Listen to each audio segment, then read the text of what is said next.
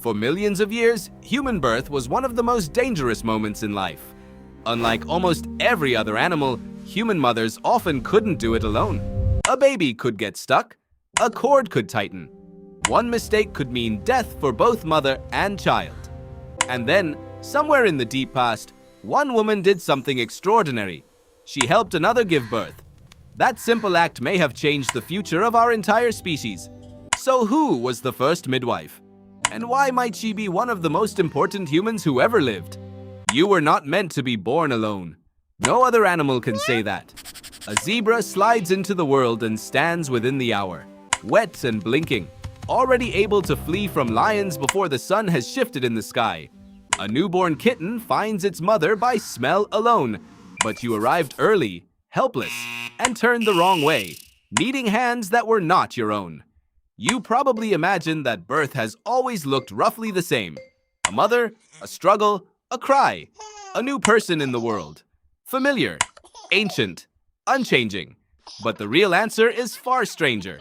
Somewhere deep in your family tree, on a day no one wrote down, a human being did something no creature had ever done before.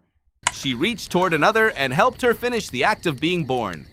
That single gesture may be one of the quiet hinges on which your whole species turns. So what did the first midwife actually do? To see it, you first have to see a problem. A problem folded into the shape of your own body. Stand a creature up on two legs and its pelvis has to change. It narrows, it tilts.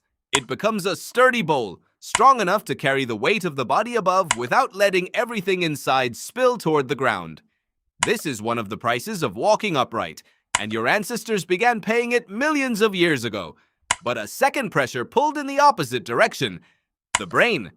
Across hundreds of thousands of generations, the human brain swelled until a newborn's head grew enormous compared to the body carrying it. A widening head, a narrowing canal. Two forces locked against each other, meeting at the most dangerous doorway in all of nature. Anthropologists have a name for this collision. They call it the obstetric dilemma. For a long time, it was told as a simple, brutal trade. The hips can only open so far before walking turns clumsy, so the infant has to leave before its skull grows too large to pass through. Now think about what that means in the moment of birth.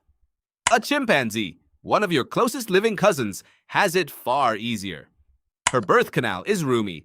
Her newborn slides through in a nearly straight line and emerges facing toward her, so she can reach down, draw it up to her chest, and wipe its face clean in a single motion.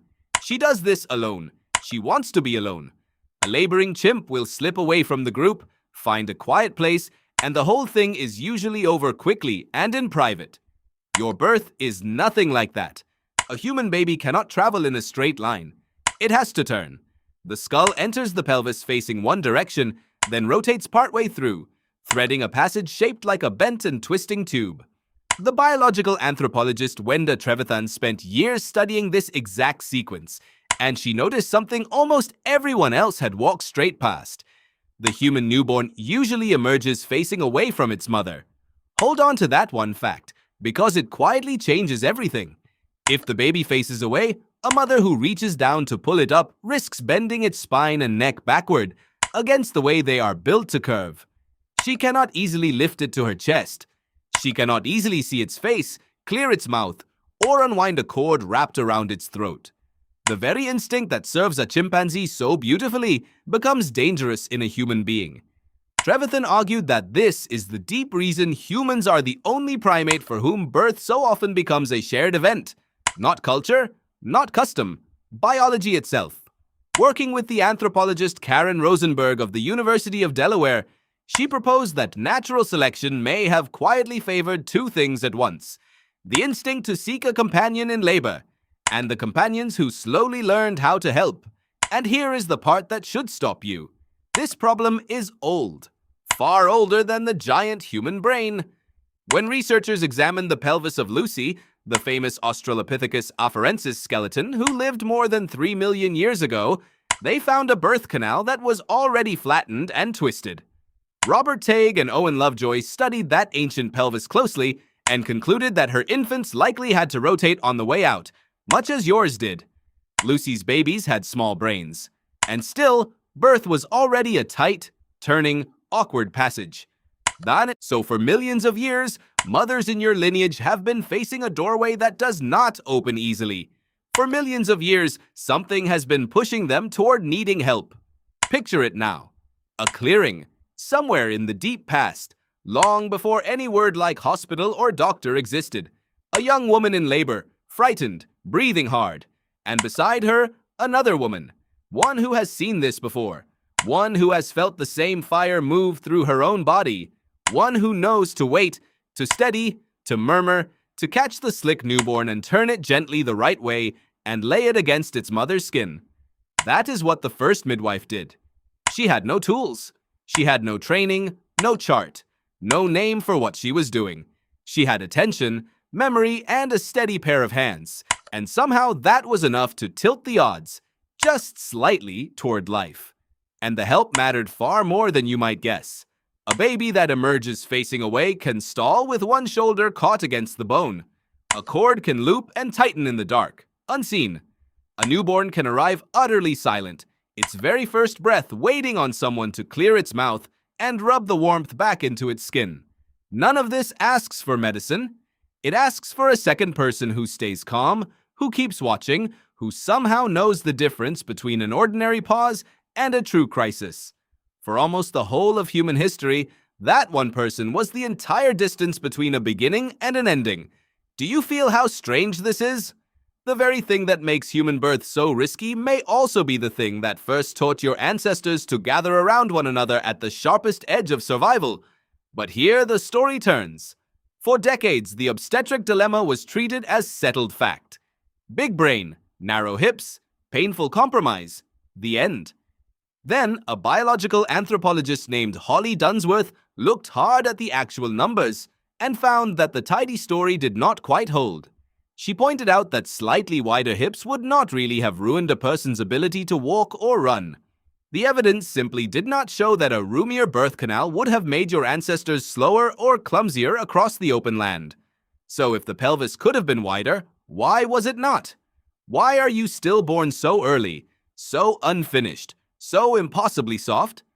Dunsworth offered a different answer. She argued that birth is timed not by the width of the hips, but by the limits of the mother herself. A growing fetus is staggeringly expensive to run. At a certain point, the energy a pregnant body can supply hits a ceiling, and the only way to keep feeding that hungry, ballooning brain is to deliver the child and feed it from the outside instead. In this view, labor begins not because the baby will no longer fit, but because the mother has reached the very edge of what her body can give. It is a quieter and stranger idea. Birth as an energy crisis. The exact moment your supply could no longer meet your demand. And notice that this does not erase the midwife. It only deepens her. Whether the cause was a narrow canal or a metabolic ceiling, the result for you was identical. You were born early. You were born helpless. A foal runs on the day it is born. You could not lift your own head for months, could not feed yourself, could not even hold up the weight of your own enormous skull. Anthropologists sometimes call this secondary altriciality, the strange human condition of arriving long before you are finished. And an unfinished newborn needs far more than a single exhausted mother. It needs a circle of people. This may be the true invention hidden inside that ancient clearing, not the spear, not the fire. The willingness to gather around the most vulnerable moment a human will ever pass through, and simply to stay. And think about who stood in that circle. Not only a mate, a sister, a mother, a grandmother whose own childbearing years were long behind her and who had nothing left to do with all that hard-won experience except spend it on someone else. Some researchers believe these older women, freed from raising infants of their own, became the living memory of how to help. Every birth they had ever witnessed folded quietly into a single pair of patient hands. A human child, it turns out, was never built to be raised by two people. It was built to be raised by many, and the circle that would one day feed you, carry you, and teach you to speak first gathered, before any of that, simply to see you safely out. Rosenberg has noted that the longing for company in labor appears across nearly every human culture ever studied. Across every continent, across thousands of years, the laboring woman is almost never truly alone. Someone is there. Someone has nearly always been there. Now turn and look back at your own beginning. You were lifted into the world by hands. Someone counted your fingers. Someone watched your chest to be sure it rose and fell. Before you had a name, before you carried a single memory, you were already being tended by people who had inherited that tending from a chain of helpers reaching back beyond writing, beyond language, beyond the first mark ever scratched on a cave wall. You like to think of yourself as an individual, self-made, standing on your own 2 feet. But the very first thing that ever happened to you was that you needed someone, and someone came. That truth is older than every nation, older than every god whose name you have heard, older than the word for mother in any language still spoken on the earth. So the next time you feel that you ought to handle everything alone, that needing help is a kind of weakness. That real strength means never once reaching out your hand. Remember the clearing. Remember the frightened breathing in the dark. Remember the steady hands that waited there to catch a stranger who would grow up to be someone like you. You were not meant to be born alone, and the truth is, you never once were.